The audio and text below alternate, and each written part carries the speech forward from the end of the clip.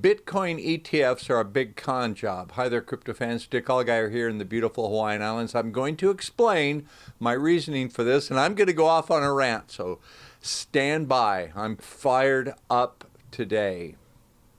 All right, everybody was thinking the salvation of Bitcoin was going to be the ETF approval. Oh, this was the week. Bitcoin's going to surge. We're going to approve the ETFs. This is mainstream adoption, baby. No. Let me explain.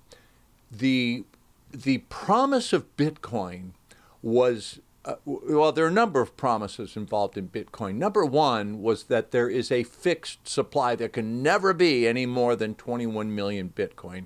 As a matter of fact, the more Bitcoin you make, the harder they become to make until it caps off at 21 million.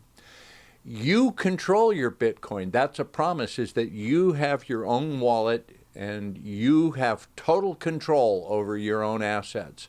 And Bitcoin is pretty easy to understand. It seems daunting at first, but once you realize how Bitcoin works, sending cryptocurrencies is pretty much as easy as sending an email. So it's easy to understand. And the great promise of Bitcoin is that it is permissionless. There is no permission required. Now, let's look at what ETFs have done to all of this. Whereas Bitcoin has a fixed supply, ETFs are going to be based on derivatives. They're selling you shares in something that they make that is based on the price of Bitcoin, not Bitcoin. There is no fixed supply of ETFs.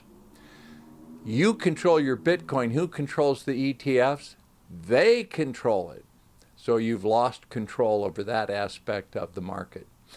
Whereas Bitcoin is easy to understand, ETFs, derivatives, are incomprehensible. I don't know anyone who's seen the paperwork that was agreed upon by Larry Fink and Gary Gensler creating these ETFs. No one understands how they really work.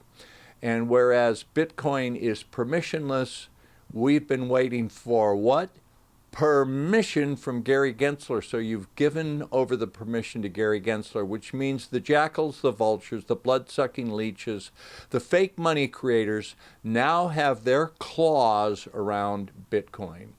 So what did that do to the price? Well, Bitcoin shot up very briefly to $50,000. And where is it today? It's right where the vultures, the hyenas, the jackals, the blood-sucking leeches wanted it to be, which is back down to 43,000, because the ETFs were not the salvation of Bitcoin. It's a big club, and we're not in it.